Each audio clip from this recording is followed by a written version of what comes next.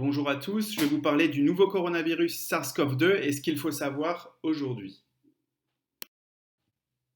En introduction, je vous présenterai les origines du virus SARS-CoV-2, mais aussi les symptômes qu'engendre le virus dans le corps humain. Je présenterai des chiffres épidémiologiques liés à la Covid-19 en France et dans le monde. Puis, je vous présenterai la biologie du virus SARS-CoV-2, je vous expliquerai quelles sont les cellules qui sont infectées par le virus et comment le virus entre dans les cellules pour se répliquer et libérer de nouveaux virions. J'expliquerai également que le virus SARS-CoV-2 est complètement différent de celui de la grippe. Je présenterai les moyens de protection contre le virus, les moyens de détection du virus, à savoir les tests PCR antigéniques et sériques, et finalement je décrirai les traitements actuels contre le virus, comme les vaccins, les anti-inflammatoires ou les antiviraux. Un peu de sémantique pour commencer. Alors, il ne faut pas confondre le virus SARS-CoV-2, qui est le nouveau coronavirus identifié en Chine, notamment dans la région de Wuhan en janvier 2020, avec la maladie qu'engendre le virus SARS-CoV-2, appelée la Covid-19. Donc, la Covid-19 veut dire en anglais coronavirus disease, donc c'est la maladie infectieuse respiratoire provoquée par le virus chez les patients. Première question, d'où provient cette maladie Covid-19 et comment s'est-elle propagée? Pour comprendre l'origine de la Covid-19, il faut essayer de comprendre le contexte dans lequel se trouvent les marchés d'animaux en Chine, notamment ceux de Wuhan, à savoir qu'il existe une mauvaise hygiène et une forte promiscuité entre les humains, les espèces végétales et les espèces animales.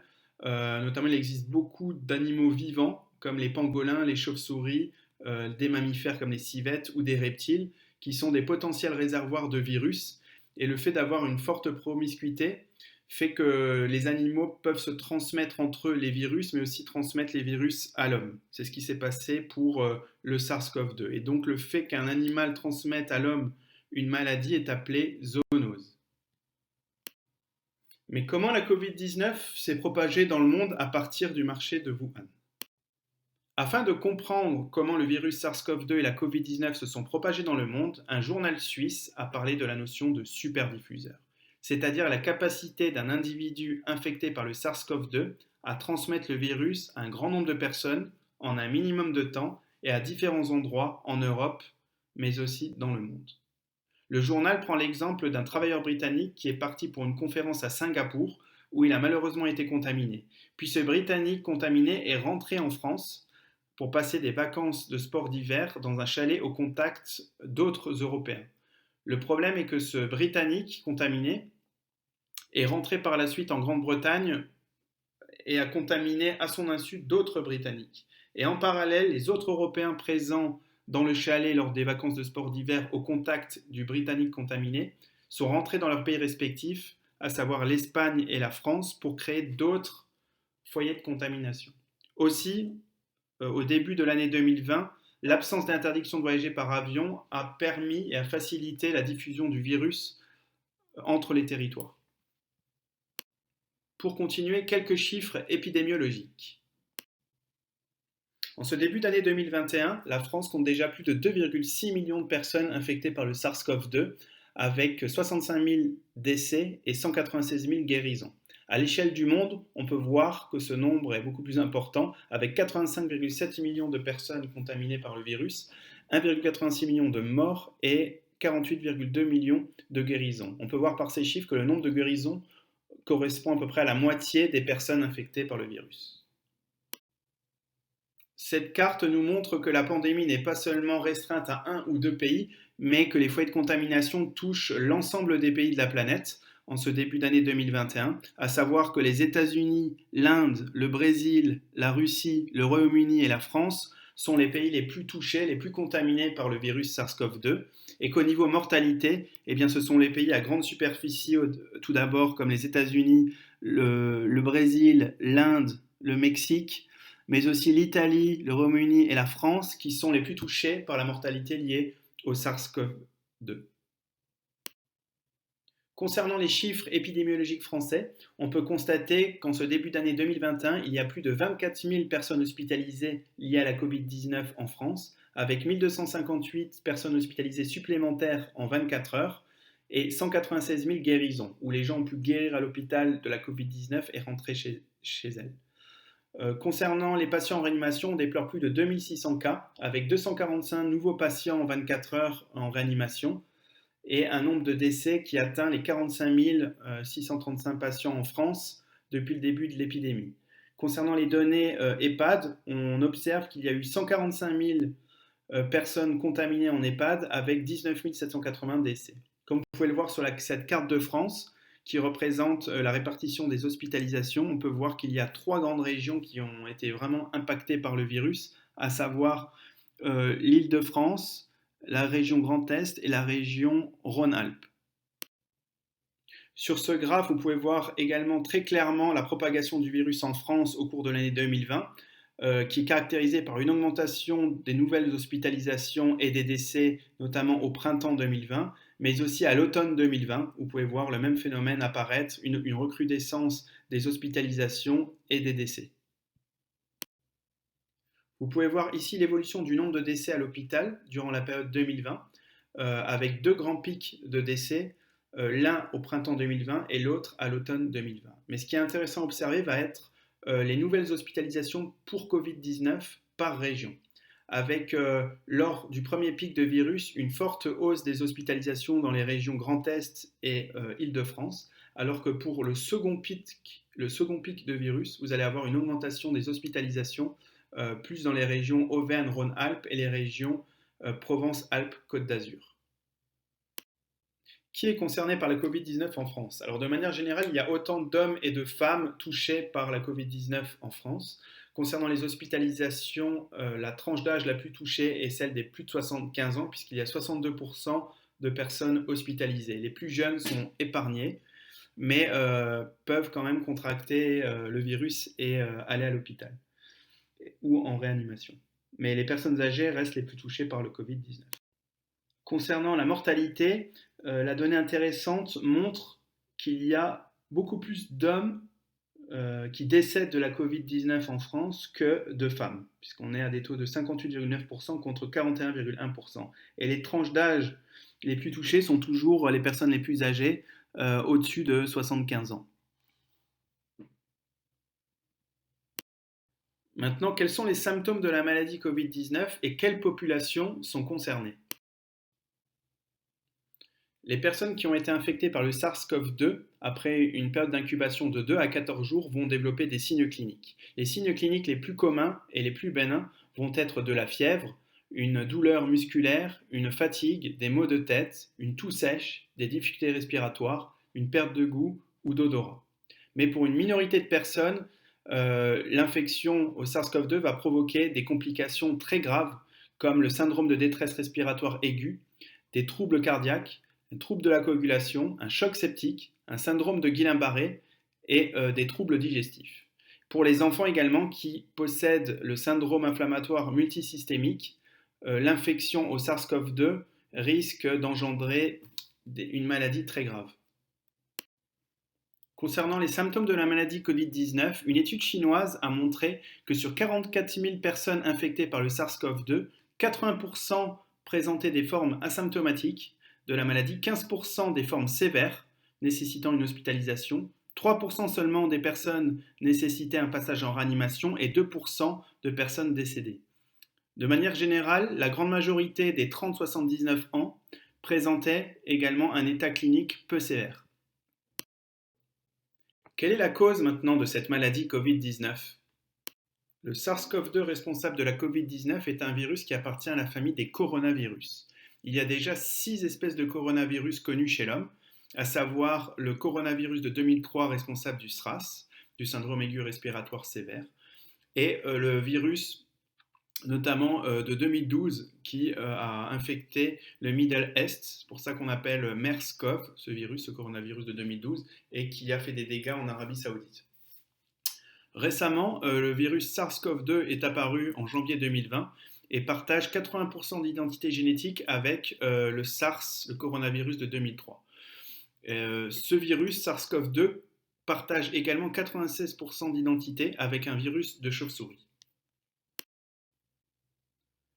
Concernant l'origine du SARS-CoV-2, on peut dire que concernant les autres coronavirus humains, il y en a 4 qui ont été transmis exclusivement entre hommes, donc d'homme à homme, mais que le coronavirus qui est responsable du SRAS de 2003, lui, a été inoculé à l'homme par un petit mammifère, une civette, qui lui-même a été infecté par une chauve-souris. Pour le coronavirus de 2012, responsable de maladies dans le Moyen-Orient, il a été inoculé à l'homme par un camélidé, c'est-à-dire un chameau ou un dromadaire, et qui lui-même a été infecté par une chauve-souris. Par contre, pour le nouveau virus humain SARS-CoV-2, on ne connaît pas l'intermédiaire, on ne sait pas l'animal qui a contaminé l'homme, mais on sait juste que le virus SARS-CoV-2 possède de fortes homologies avec un virus de chauve-souris. Donc on suppose que le virus humain a été à l'origine dans une chauve-souris. De quoi est constitué maintenant le génome du virus SARS-CoV-2? Alors le virus SARS-CoV-2 est un virus à ARN simple brun constitué de 30 000 paires de bases et qui va coder pour différentes protéines, comme la réplicase qui va permettre de doubler, de multiplier les copies d'ARN messager au sein de la cellule. Mais également, ce génome va coder pour différentes protéines. La protéine, par exemple, S, qui est Spike, qui est la protéine qui va interagir avec le récepteur cellulaire. La protéine N, qui, elle, va se coller à l'ARN viral pour le protéger et former la nucléocapside. Une protéine d'enveloppe, une protéine HE qui va permettre la fusion entre la membrane du virus et la membrane cellulaire. Maintenant, quel est le tropisme du virus, c'est-à-dire quel type de cellules le virus est capable d'infecter? Alors tout d'abord, le virus va être capable d'infecter les voies respiratoires, notamment parce qu'il y a la présence d'un récepteur à la surface de ces voies respiratoires, de ces cellules respiratoires, qu'on appelle ACE2. Mais le virus peut également, au fil du temps, on s'est rendu compte que le virus pouvait aussi infecter d'autres tissus cellulaires, et pas forcément que le tissu respiratoire, comme le cerveau, le foie, le côlon, la thyroïde, la cavité nasale, le rein et la vessie, le pancréas et la prostate et le testicule. Donc en fait, cette infection est permise grâce à l'expression également du récepteur ACE2. Comment va se passer maintenant les premières étapes de l'infection virale? C'est-à-dire que comment le virus va être capable de rentrer dans les cellules, d'infecter les cellules du système respiratoire. Donc pour cela, il va utiliser sa protéine Spike, sa protéine S de surface, pour pouvoir interagir avec un récepteur cellulaire, donc ACE2, pour s'ancrer à la surface des cellules dans un premier temps. Et dans un deuxième temps, il va y avoir l'aide d'un co-récepteur appelé TMP-RSS2 qui va provoquer la fusion des membranes entre la membrane virale et la membrane cellulaire afin que le virus puisse pénétrer dans la cellule. Ici, vous est présenté le cycle viral. Donc la première étape va être l'attachement puis l'entrée du virus dans la cellule. Lors de l'acidification des endosomes, eh bien, le contenu viral est libéré dans le cytoplasme cellulaire. Une enzyme virale qu'on appelle la réplicase va répliquer les brins d'ARN messager pour en faire une grande quantité. Puis la machinerie cellulaire va prendre le relais et transcrire dans le cytoplasme les ARN messagers viraux en protéines virales, ce qui va provoquer la libération de nouveaux virions. La Covid-19 est en général un déséquilibre entre le virus et le système immunitaire. Dans la grande majorité des cas, les patients sont asymptomatiques, c'est-à-dire que le virus rentre au niveau du système respiratoire, mais les cellules du système immunitaire inné vont produire des interférons qui vont bloquer le virus. Comme le système immunitaire fonctionne, l'inflammation va être appropriée et il va y avoir une guérison du patient.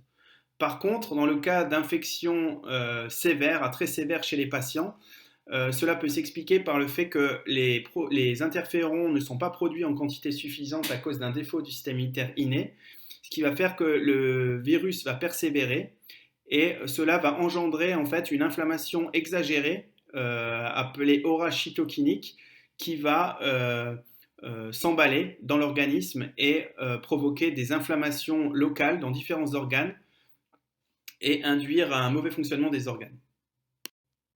À présent, comment quantifier la circulation du virus et connaître l'évolution de la maladie Covid-19? Pour savoir si un virus se propage dans une population, Les scientifiques utilisent généralement le R0 qui représente le taux de reproduction du SARS-CoV-2, donc du virus. C'est-à-dire que si un individu est infecté par le virus et qu'il contamine deux autres personnes, le R0 est de 2. Si un individu infectieux contamine 4 personnes, le R0 va être de 4. Donc on considère dans une pandémie, dans une épidémie, que si le R0 est inférieur à 1, le virus ne va pas perdurer dans la population et qu'il ne va pas constituer un danger. Par contre, si le R0 égale 1, le virus va rester dans la population mais pas se propager. Donc là, attention. Mais si le R0 est supérieur à 1, il va y avoir une propagation du virus, c'est-à-dire qu'il va y avoir de plus en plus de gens infectés. Donc le calcul du R0 est vraiment un indice important pour situer l'ampleur de l'épidémie. Par exemple, ici, en France, durant l'année 2020-2021, vous pouvez voir différentes valeurs pour le R0. Donc, ce que vous ne voyez pas ici, c'est que pour le mois de mars, le R0 était entre 3 et 4, alors que depuis le printemps jusqu'à la fin de l'année 2020, le R0 fluctue entre 1 et 1,5, montrant qu'il y a vraiment toujours la circulation du virus dans la population. Je vais maintenant vous présenter la comparaison entre le virus SARS-CoV-2 et le virus de la grippe, influenza, qui sont deux virus complètement différents. Ici, je vais vous présenter les différences entre le virus SARS-CoV-2 et le virus de la grippe. Alors tout d'abord, ce sont deux virus complètement différents. Le virus SARS-CoV-2 est un coronavirus et le virus de la grippe est un virus influenza. Donc ces deux virus différents ont des caractéristiques différentes. C'est-à-dire que la période d'incubation pour le virus de la grippe est entre 1 et 4 jours, alors que pour le coronavirus SARS-CoV-2, la période d'incubation est entre 1 et 14 jours. Aussi, le virus SARS-CoV-2 est beaucoup plus contagieux que le virus de la grippe. C'est-à-dire qu'il a un temps de doublement de 2,5 jours comparé au virus de la grippe qui double seulement en 7 jours. Malheureusement, le virus SARS-CoV-2 est également plus meurtrier que le virus de la grippe, puisque la mortalité est de 5 à 10 fois supérieure et de 15% pour le SARS-CoV-2 et de seulement 0,2% pour le virus de la grippe. Donc un virus plus contagieux et un virus plus meurtrier que le virus de la grippe. Aussi, le système immunitaire est beaucoup plus affecté dans le cas du Covid que dans le cas de la grippe. C'est-à-dire que pour une grippe, on n'est pas obligé d'aller chez le médecin et le système immunitaire va se reconstruire par lui-même. C'est-à-dire qu'au bout d'un certain temps, on va réussir à vaincre le virus. Alors que pour la Covid-19, pour les gens qui sont vraiment très affectés, ils ont besoin de respirateurs, ils ont besoin d'une aide et que le système immunitaire par lui-même n'est pas suffisant pour repousser la maladie. Comment se fait le mode de transmission du virus SARS-CoV-2? Alors le coronavirus, pour rappel, est un virus respiratoire qui se transmet par gouttelettes ou postillon. Donc le fait de se moucher, de tousser, d'éternuer, de toucher des surfaces, d'avoir une proximité avec les gens, de faire des poignées de main, d'utiliser les transports ou alors d'être dans un espace clos comme un ascenseur va favoriser les transmissions du virus. Quels sont donc les moyens de protection contre le virus? Tout d'abord, le respect des gestes barrières va permettre de limiter efficacement la propagation du virus, c'est-à-dire le fait de se laver les mains, de se moucher dans son coude par exemple, ou alors d'utiliser des mouchoirs jetables, de ne pas se toucher le visage, de respecter une distance avec ses collègues ou ses proches, de ne pas saluer par poignée de main et également de porter un masque va permettre de lutter efficacement contre la propagation du virus. Aussi, à l'échelle collective, le fait d'observer des périodes de confinement, donc d'isoler les gens, va également permettre de freiner la propagation du virus. Par exemple, le gouvernement a décidé au printemps de confiner la population française, c'est-à-dire d'isoler les gens chez eux. Et le résultat s'est tout de suite montré positif dans le sens où début juillet, donc au cours de l'été, on a vu une diminution du nombre de personnes infectées avec une diminution des hospitalisations et des décès.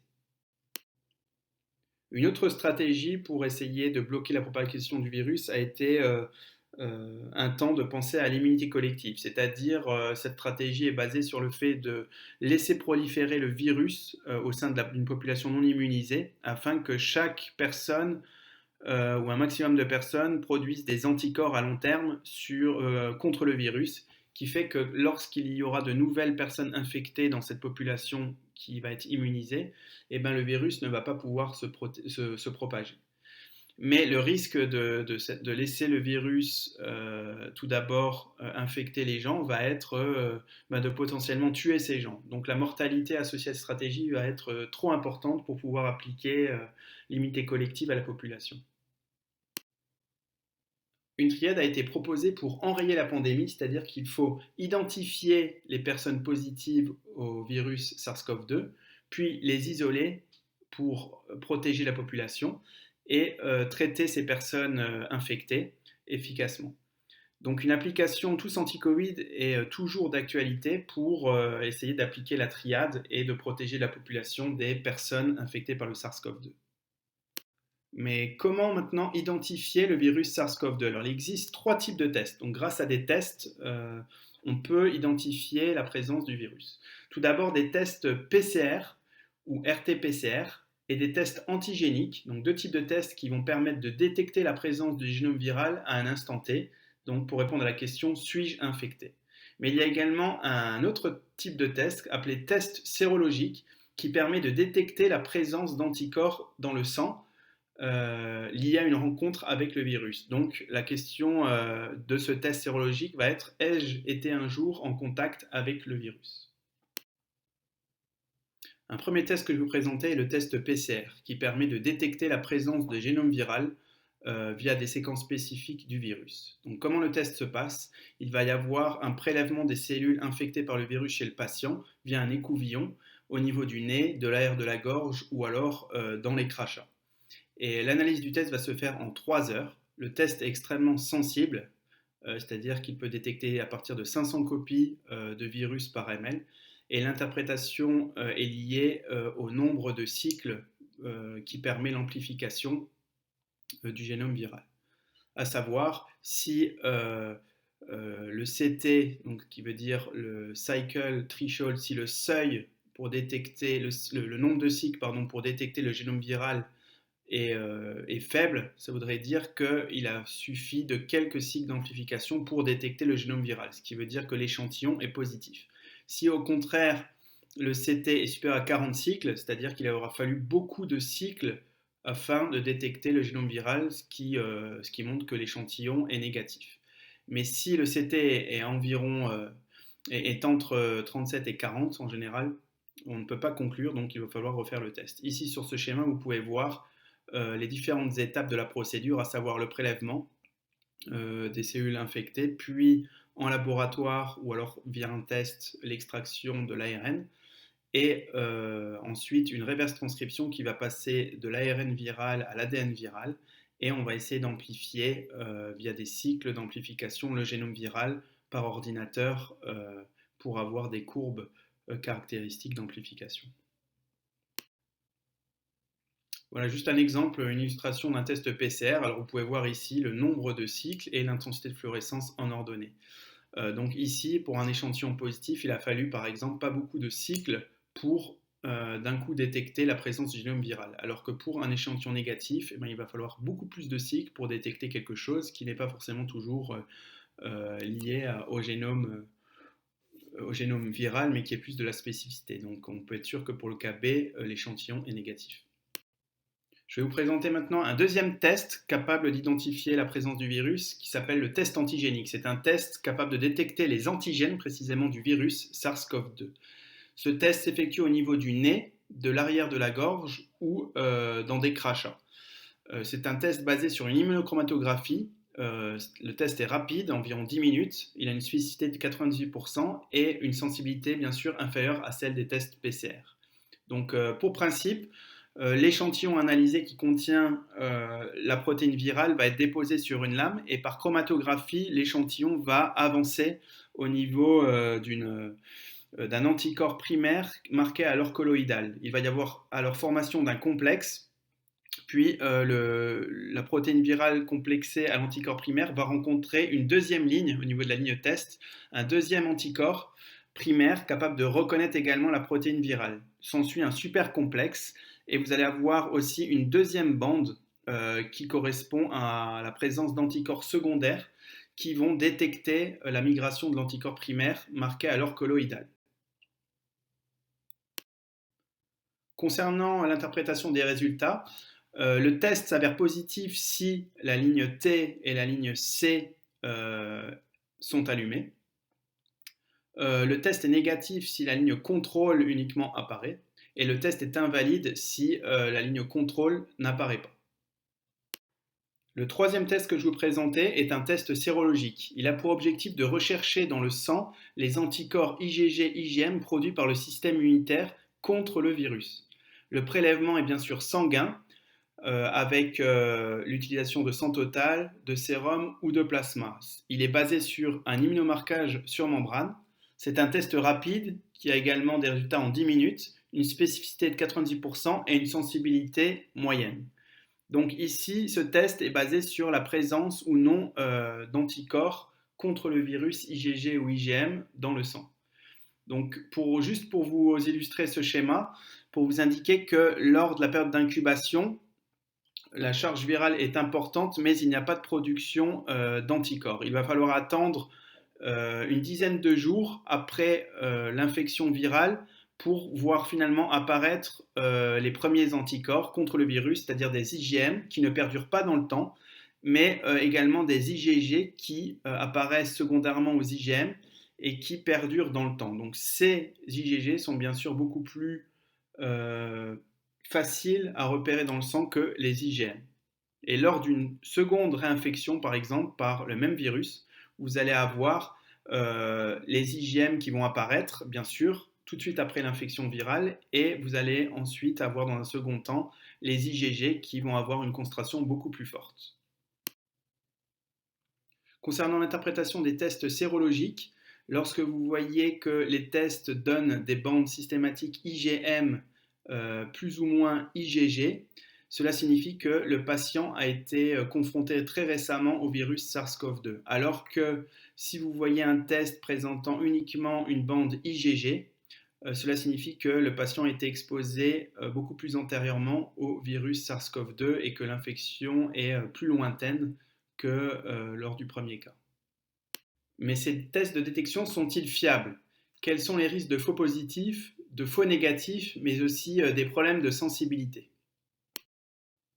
Concernant les tests PCR, il peut y avoir existence de faux négatifs, mais en général, les tests PCR par voie nasale sont extrêmement fiables, au moins 70%. Et le risque de faux négatif, les 30% restants, qui correspondent à une quantité de virus trop faible pour analyser, restent assez rares. Cependant, ces faux négatifs peuvent apparaître lorsque le prélèvement est mal réalisé, c'est-à-dire que l'on n'a pas réussi à récupérer assez de cellules ou de matériel viral pour pouvoir analyser correctement la situation, les échantillons. Deuxième situation, c'est lorsque le dépistage a été fait au mauvais moment, c'est-à-dire que lorsque le malade a été prélevé trop tôt en début d'infection, bien sûr qu'on ne peut pas détecter la charge virale ou le virus. Cependant, la sensibilité des tests PCR est de 90% quand le test est bien réalisé.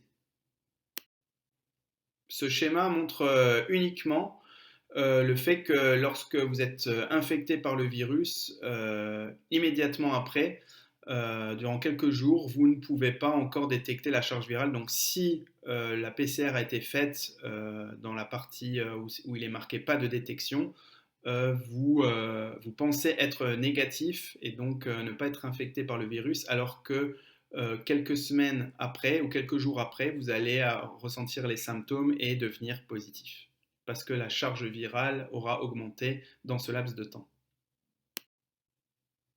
Concernant la présence de faux positifs en test PCR, ils existent. Il faut bien faire attention à la sensibilité des tests qui provoquent ces faux positifs. C'est-à-dire qu'un médecin s'était plaint qu'à 33 ou 34 cycles d'amplification, le patient est positif, donc contagieux.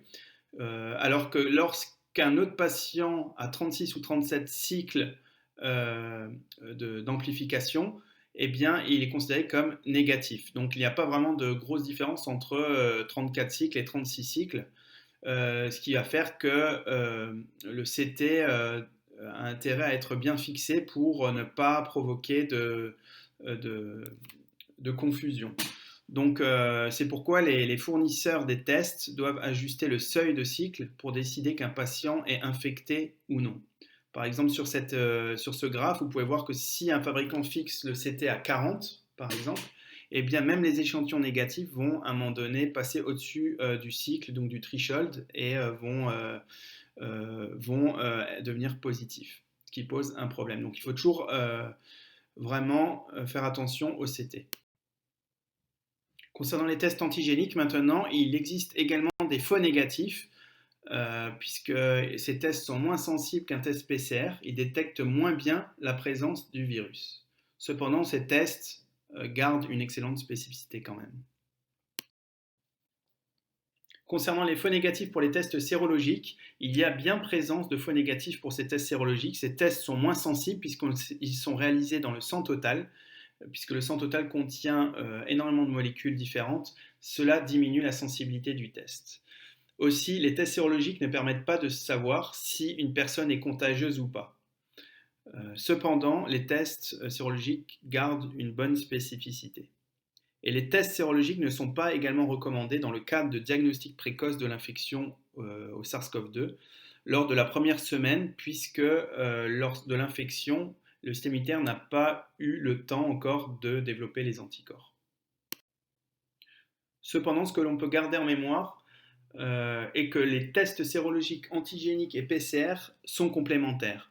C'est-à-dire par exemple que lors de l'infection, la charge virale quelques jours après devient importante, donc le virus va être détecté par PCR, puisqu'on va détecter l'ARN du virus, mais le corps humain n'aura pas eu le temps encore de développer des anticorps contre le virus, si bien que juste après l'infection, on ne détecte pas d'anticorps dans le sang, donc le test sérologique va s'avérer négatif. Mais au cours du temps, les choses vont s'inverser, c'est-à-dire que la charge virale va baisser et que donc le test PCR va devenir négatif, mais les anticorps contre le virus vont apparaître dans le sang, ce qui va faire que le test sérologique va devenir positif.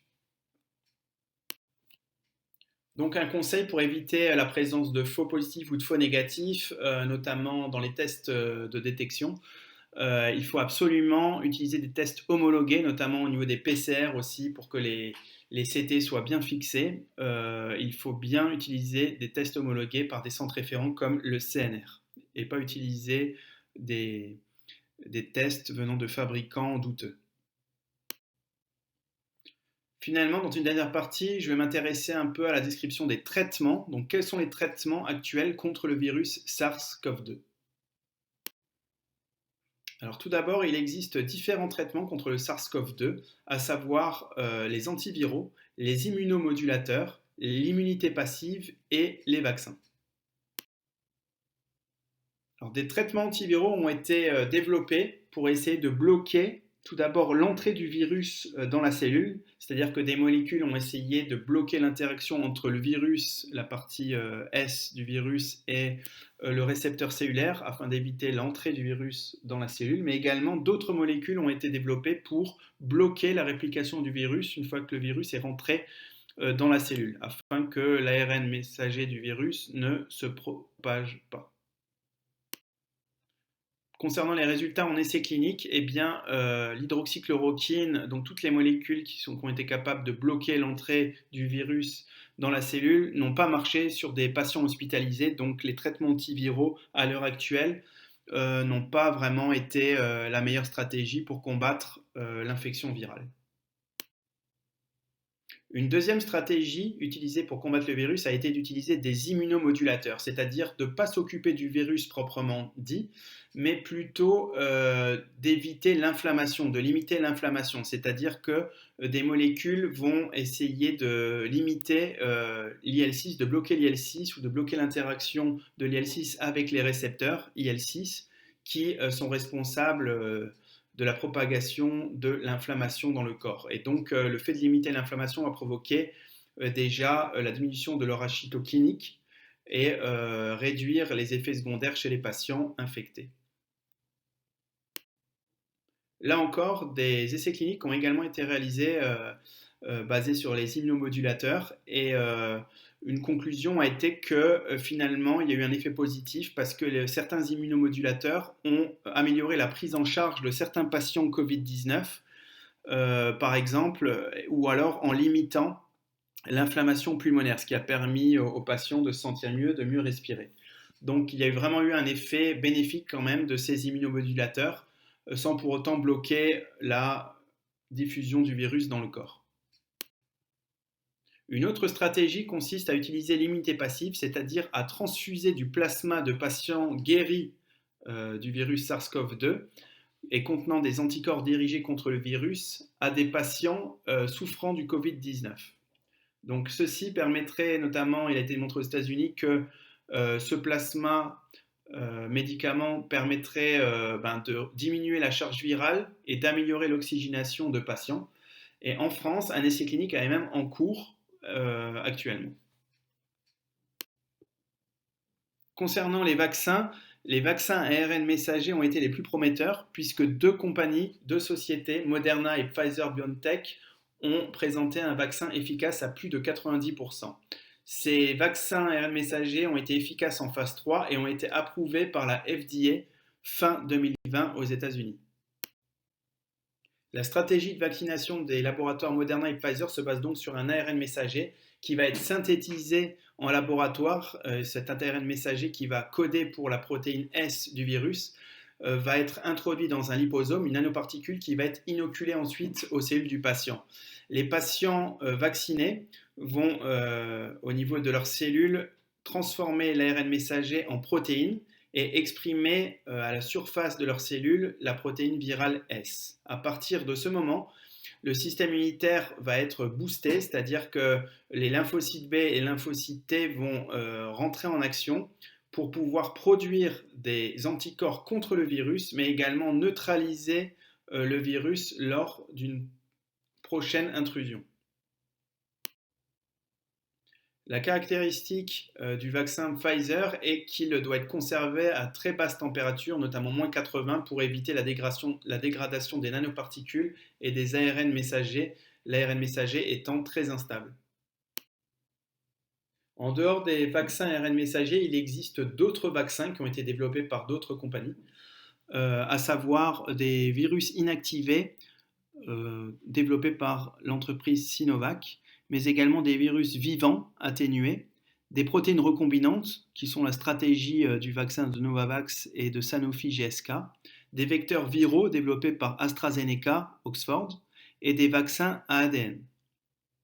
Vous pouvez voir également sur le tableau de droite les différentes posologies utilisées pour ces vaccins qui peuvent présenter des efficacités différentes sur le virus.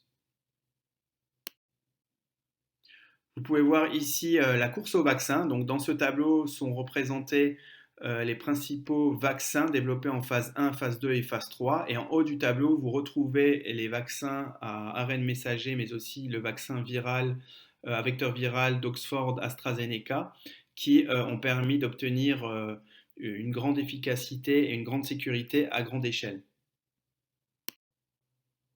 À côté des vaccins ARN messagers des laboratoires, une autre stratégie vaccinale a été développée notamment par le laboratoire Sanofi GSK et qui repose sur les vaccins à protéine S recombinantes. Donc dans ce cas-là, on va injecter dans les cellules des patients la protéine S correspondant au virus SARS-CoV-2 afin que cette protéine puisse aller dans les cellules et notamment dans le cytoplasme cellulaire pour être ensuite reconnue à la surface des cellules par les lymphocytes B et les lymphocytes T. Donc ici, c'est vraiment l'introduction de la protéine qui va ensuite être phagocytée donc, par les cellules et être présentée à leur surface pour pouvoir stimuler les lymphocytes B et les lymphocytes T. Une autre stratégie vaccinale a été employée qui s'appuie sur l'utilisation de vaccins à ADN. Donc dans ce cas-là, on utilise un plasmide dans lequel on va mettre l'ADN correspondant à la protéine S du SARS-CoV-2 et on va inoculer ce plasmide au patient. Les cellules du patient vont alors récupérer dans le noyau ce plasmide puis le transcrire en ARN messager et le traduire en protéines dans le cytoplasme, afin que les cellules qui ont reçu ce plasmide expriment la protéine S du SARS-CoV-2, ici en rouge, à leur surface. Et donc à partir de ce moment, les cellules du patient qui expriment les protéines S du virus SARS-CoV-2 à leur surface vont être reconnues par les lymphocytes B et lymphocytes T qui vont développer des anticorps contre le virus, mais également reconnaître lors d'une prochaine infection le virus et le neutraliser. En résumé, concernant les autres stratégies vaccinales, nous pouvons dire que les vaccins basés sur des virus inactivés engendreraient une réponse immunitaire trop forte pour être utilisés à l'heure actuelle. Il en est de même pour les vaccins basés sur des virus vivants atténués qui sont trop dangereux à cause de la réplication potentielle du virus dans le corps humain. Concernant les vaccins basés sur des protéines recombinantes développées par Sanofi, GSK et Novavax, ils engendrent une réponse immunitaire généralement faible, nécessitant un adjuvant. En effet, la simple injection d'une protéine virale dans un corps humain ne favorise pas le boost de la réponse immunitaire. Ensuite, la stratégie vaccinale utilisée par AstraZeneca, Oxford, Johnson & Johnson, basée sur des vecteurs adénoviraux, a montré une efficacité de 70% et ce vaccin pourrait être facile à conserver entre 2 et 8 degrés Celsius. Enfin, de façon globale, les meilleurs vaccins actuels sont basés sur les ARN messagers puisqu'ils ont présenté en essais cliniques des efficacités supérieures à 90%, mais leur talon d'Achille reste leur conservation puisqu'ils doivent se conserver à moins 20 degrés Celsius, voire moins 80 degrés Celsius, à cause de l'instabilité des ARN messagers et des nanoparticules. En complément, il n'y a également aucune preuve sur le fait que le vaccin BCG protège contre une infection au SARS-CoV-2. Cela a été reporté dans plusieurs journaux, donc il n'y aurait pas de protection au BCG contre le SARS-CoV-2. Aussi, les cas de réinfection au SARS-CoV-2 existent mais sont très rares. Une autre question récurrente a été le fait de savoir pourquoi les enfants sont-ils moins touchés par le SARS-CoV-2. Alors quelques hypothèses ont émergé, mais il n'y a aucune certitude à l'heure actuelle. Tout d'abord, la première hypothèse est que le récepteur du SARS-CoV-2 soit moins présent au niveau des poumons chez les enfants ou aurait une conformation différente empêchant le virus de s'accrocher aux cellules. Une protéine C également réactive et qui est liée à l'inflammation serait moins présente chez l'enfant, empêchant l'emballement du système immunitaire. Et enfin, un système immunitaire immature peu spécifique développerait des anticorps à large spectre d'un pathogène précis, ce qui leur permet de bloquer divers pathogènes avec un même anticorps. Je vous remercie pour votre attention et la Société Diagomix vous présente ses meilleurs vœux pour 2021. Je vous invite à regarder cette petite vidéo extravagante. Merci.